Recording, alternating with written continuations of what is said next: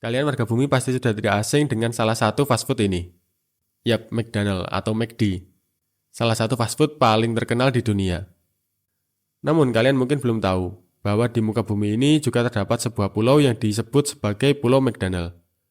Apakah di sini tempat ditemukannya resep ayam goreng McDonald? Samudra India, lautan luas yang memisahkan benua Asia, benua Afrika, dan benua Australia, masih menyimpan banyak misteri di dalamnya, baik yang berada di permukaan laut maupun di bawah permukaan laut.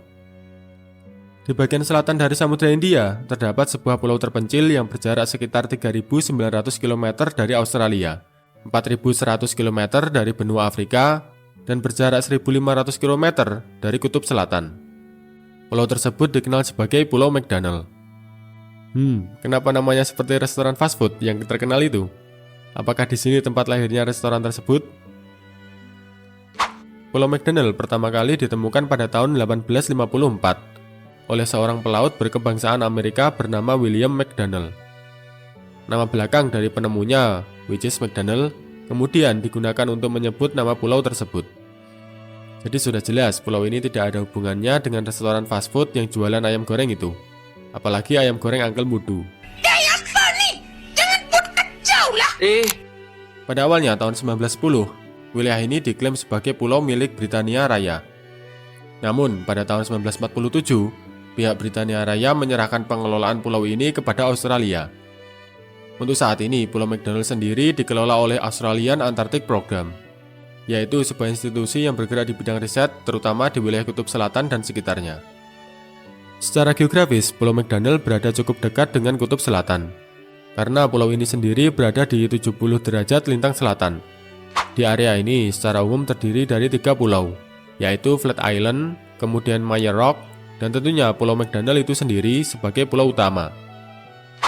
Pulau McDonald memiliki luas daratan sekitar 260 hektar, dan memiliki puncak tertinggi mencapai 230 meter, yang disebut sebagai Puncak Maxwell. Sekitar 43 km di sebelah timur pulau ini, terdapat pulau yang jauh lebih besar yaitu Heard Island, dengan luas perimeter mencapai 37.000 hektar. Heard Island juga memiliki elevasi yang lebih tinggi, yaitu mencapai 2.745 mdpl, yang disebut sebagai Puncak Big Ben. Baik Pulau McDonald maupun Heard Island, keduanya sebenarnya adalah pulau vulkanik, atau pulau yang terbentuk akibat magma yang keluar ke permukaan bumi melalui letusan gunung api. Yang menjadi pertanyaan, bagaimana gunung api di sini bisa terbentuk, padahal tidak ada proses tumbukan lempeng di sana.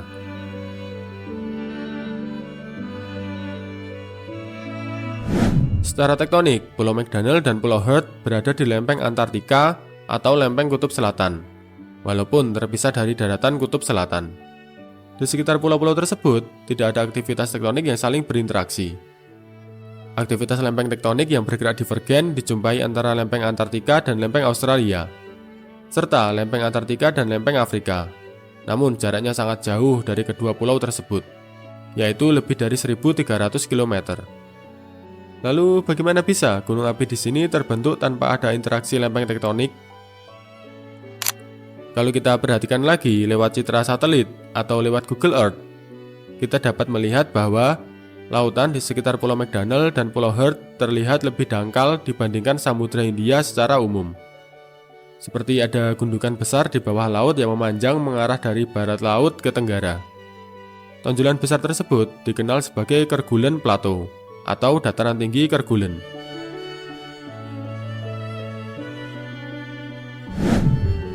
Dataran tinggi Kerguelen memiliki luas mencapai 1.226.000 km persegi, atau hampir 3 kali negara Jepang, dan 4 kali Britania Raya.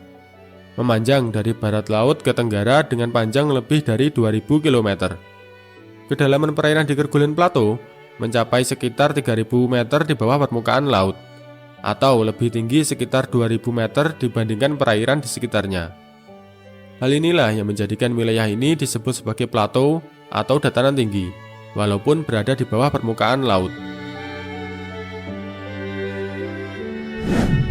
Kerguelen Plateau terbentuk akibat fenomena mantel plum dari dalam permukaan bumi. di mana terdapat material yang sangat panas di antara mantel bumi dan juga outer core, yang disebut sebagai layer D. Dan material ini terus naik ke permukaan akibat arus konveksi. Material yang sangat panas tersebut terus naik hingga mencapai lapisan kerak lempeng samudra dan keluar ke permukaan. Dan akhirnya membentuk tinggian yang saat ini dikenal sebagai Kerguelen Plateau. Pulau McDonald dan Pulau Heard secara regional berada di bagian tengah dari Kerguelen Plateau. Berdasarkan hasil pengeboran lapisan geologi, serta hasil radiometrik argon dating pada batuan basalt di sekitar kedua pulau tersebut, diketahui batuan tersebut berusia 102 juta tahun yang lalu, atau pada periode Kretasius Albian. Kemudian dilanjutkan pada kala Oligosen sampai Miosen, atau sekitar 33 juta tahun yang lalu sampai 7 juta tahun yang lalu. Terdapat proses intrusi magma dari dalam bumi yang berkomposisi basalt, trakit, sampai riolit, yang menerobos permukaan Kerguelen Plateau. Proses intrusi tersebut terus terjadi dan berubah menjadi proses ekstrusi, yang akhirnya menumbuhkan gunung api di bagian timur Kerguelen Plateau. Hasilnya saat ini terbentuk Pulau McDonald dan Pulau Heard yang juga merupakan kategori pulau vulkanik.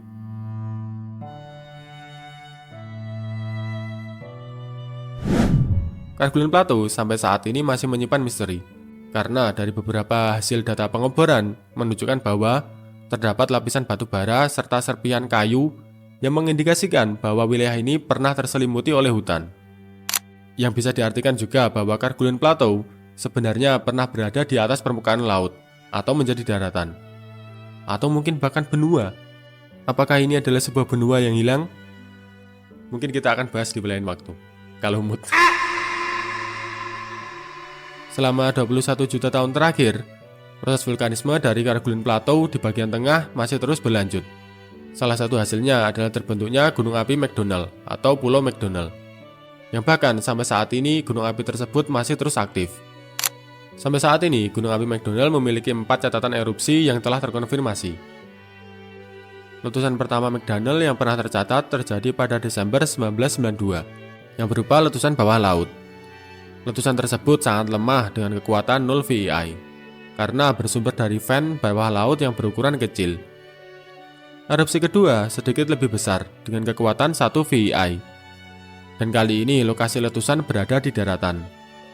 Letusan tersebut disaksikan oleh 2 orang pilot pesawat yang melintas di area tersebut di waktu yang berbeda, yaitu pada Desember 1996 dan 18 Maret 1997. Kedua pilot tersebut melihat uap yang mengepul ke udara dari bagian utara dari Pulau McDonald. Mayoritas erupsi tersebut berupa aliran lava atau lava flow yang menjadi ciri erupsi efusif. Periode erupsi tersebut terjadi mulai Desember 1996 hingga Maret 1997. Erupsi ketiga terjadi pada tahun 2001, ketika terdapat sebuah kapal yang melintasi pulau tersebut. Lava meluncur dari lereng bagian utara dan barat laut. Di puncak kawah juga terlihat kepulan asap yang melambung ke udara. Ketika kapal tersebut melintasi Pulau McDonald, banyak area yang sudah tertutupi material hasil erupsi. Berdasarkan data, periode erupsi kali ini berlangsung cukup lama, yaitu sekitar 150 hari. Selain itu, berdasarkan pengamatan citra satelit, pasca erupsi tahun 2001, luas area Pulau McDonald menjadi lebih besar, hampir 2 kali lipat luas sebelum erupsi. Dan erupsi terakhir yang terlihat dari gunung api McDonald terjadi pada sekitar bulan Juli 2005. Letusan tersebut tidak teramati secara langsung, tetapi terlihat dari citra satelit yang melintas di wilayah tersebut pada 12 Juli tahun 2005. Saat ini, Pulau McDonald juga diakui sebagai salah satu situs warisan dunia.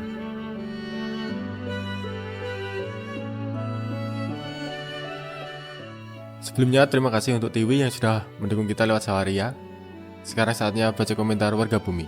Let's go! Dari @masgendut 4686, Bang tanya apakah sudah ada pemodelan bumi masa depan? Seperti apa bentuknya? Makasih Bang sudah jawab. Sudah ada, namanya itu Pangea Proxima atau Pangea Ultima. Itu pemodelan bumi ketika sekitar 250 juta tahun yang akan datang. Benua di bumi itu menjadi satu lagi. Tapi yang perlu diingat bahwa pemodelan ini juga berdasarkan data tektonik dan pergerakan lempeng saat ini ya yang ada. Apakah itu nanti benar-benar terjadi ya belum tahu, karena ya namanya pergerakan lempeng itu nggak bisa diduga. Contohnya kayak lempeng Afrika itu kan sekarang terbelah jadi lempeng Afrika sama lempeng Somalia. Jadi ya mungkin itu terjadi, ya mungkin aja, tapi ya mungkin saja itu salah, ya mungkin, karena datanya berdasarkan data yang tektonik sekarang. Kalau nanti misalkan Pangea Ultima ini terjadi, ya Indonesia, yang kemungkinan Indonesia itu Sulawesi hilang. Terus posisi Indonesia itu mungkin sekarang berada di sekitar agak selatan di kutub, ya wilayah subtropis lah. Terus Papua itu menabrak wilayah Jepang, kurang lebih seperti itu. Namanya Pangea Proxima atau Pangea Ultima. Next dari @rw1703. Bang mau tanya, kenapa Sungai Brantas yang berawal dari Batu dan finish di Sidoarjo sama Surabaya muter-muter dulu melalui Blitar, Kediri, Jombang, Mojokerto, Sidoarjo, dan Surabaya? Kok Sungai Brantas langsung aja lewat Malang, Pasuruan, kan lebih dekat?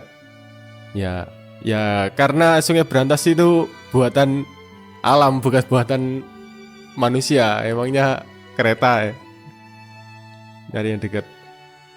Ya karena pada dasarnya air itu kan bergerak dari lokasi tinggi ke lokasi rendah. Yang kebetulan wilayah selatan di wilayah Malang, terus ke selatan itu kan lebih rendah daripada ke utara. Ke utara kan masih ada Arjuna sama mana itu? Arjuna sama Gunung Bromo, jadi kan lebih tinggi. Ya otomatis lewatnya ke selatan gitu aja. Elevasinya lebih rendah. Kenapa muter ya air, nah tujuannya itu nyali tempat yang lebih rendah, dan kedua itu pasti melewati struktur geologi yang lebih mudah tergerus atau lebih mudah terlewati. Next dari @btm7279.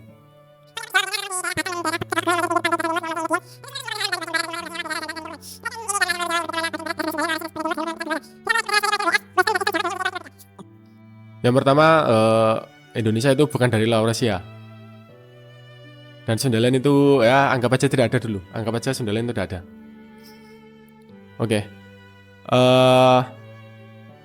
Kita pakai aja teorinya dari Robert Hall soal pembentukan wilayah Indonesia. Walaupun banyak teori yang lainnya, tapi beberapa ada perbedaan, ada persamaan. Kita pakai aja punya Robert Hall. Jawa itu dari dua lempeng yang berbeda. Wilayah Jawa Barat itu sebagian itu dari lempeng namanya itu Southwest Borneo atau SW Borneo. Itu sebagian wilayah Jawa Barat itu dari sana. Sebenarnya ya sebagian Jawa Barat itu masih ikut Kalimantan kalau secara lempeng tektonik. Sementara Jawa Timur dan sebagian Jawa Tengah itu punya lempeng sendiri, namanya itu East Java Microcontinent. Dan itu kalau dari teorinya Robert Hall itu dia itu gabung sama West Sulawesi. Jadi East Java EJWS East Java West Sulawesi itu microcontinent. Nah, Southwest Borneo itu nabrak dulu ke wilayah Laurasia, jadi gabung ke Laurasia dahuluan. Setelah itu selang beberapa saat itu baru mungkin sekitar beda 5 juta tahunan lah kalau nggak salah. Itu lempeng East Java West Sulawesi itu nabrak lempeng Southwest Borneo. Nah, jejak-jejak tabrakan antara lempeng Southwest Borneo dan EJWS tadi itu bisa ditemukan di sekitar mulai dari Ciletuh terus ke timur ke Kebumen di Karangsambung itu, terus mulai berbelok ke arah utara sampai di Laut Jawa, terus sampai di Pegunungan Meratus. Nah, wilayah-wilayah jejak tabrakan itu disebutnya itu lupa saya namanya, Meratus Suture Zone atau jejak-jejak tabrakan lempeng antara EJWS dan West Borneo tadi. Terus masalah itu di selatan mana itu Batang itu kenapa banyak pegunungannya sampai ke mana? Sampai ke laut selatan. Ya sebenarnya nggak sampai ke laut selatan juga. Di bagian selatannya Kebumen itu kan bagian selatannya kota Kebumen kan udah daratan, udah daerah dataran. Saya pernah tinggal di sana soalnya 1 bulan lebih. anggap aja lah di utaranya Kebumen itu pegunungan, yaitu pegunungan struktural.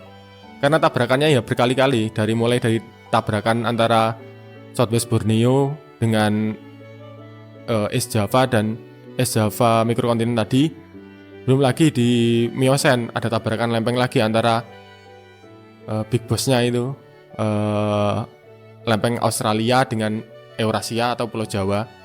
Ya salah satu dampaknya itu terbentuknya pegunungan struktural di wilayah di sekitar Kebumen dan sekitarnya itu. Kalau diceritakan terlalu panjang, pokoknya intinya itulah. Kalau Anda pusing berarti Anda berpikir. Oke, next. Dari @yumna Zakira 8336, Mas mau tanya apakah sebenarnya kita masih di zaman es? Karena masih ada Antartika, tolong jelaskan dengan ilmu geologi ya Mas ya. Terima kasih. Zaman es itu berakhir di 11.000 tahun yang lalu, itu zaman Pleistosen. Dari 2,7 juta tahun yang lalu sedikit kalau nggak salah, sampai 11.700 tahun yang lalu. Puncaknya itu di sekitar 700.000 tahun yang lalu. Kalau sekarang itu sudah setelah zaman es, kalau udah kala Holosen namanya. Udah after glasiasi. Udah gitu aja. Next. Dari @maheza56, Bang mau tanya berkaitan dengan video Abang tentang gunung api di Papua. Kalau lempeng mikro bisa terbentuk, apakah kedepannya bakal terbentuk lempeng baru lagi? Ya bisa jadi. Karena di bawah lapisan bumi itu di sekitar mantel itu ada namanya arus konveksi. Arus konveksi itu dari magma yang bergerak naik, terus arus konveksi itu kayak gini. Gerakannya naik, ada yang ke kiri, terus muter kayak gini lah. Gerakannya itu arus konveksi namanya. Naik terus bawah lagi, naik ke bawah lagi. Lah itu kan gerakannya acak, ada yang ke sini, ada yang ke sini, ada yang ke sini, ada yang ke sini. Kayak lah kalau gerakannya macam-macam tadi, ya bisa saja terbentuk lempeng baru, lempengnya pecah. Kan dari dulu memang gitu. Lempengnya pecah. Ketika divergen muncul lempeng samudra baru, nanti bisa pecah lagi. Ya gitu terus. Arus konveksi itu mirip kayak kalian masak air. Kan panasnya naik ke permukaan, terus turun lagi ke bawah, naik ke permukaan, terus turun lagi ke bawah. Dan kan pergerakannya acak. Ya kayak gitu, di bawah permukaan bumi juga kayak gitu. Ya gitu aja, terima kasih udah nonton, udah komen, udah subscribe. Seperti biasa, jika kalian punya pertanyaan, tulis di kolom komentar. Terima kasih, see you next time.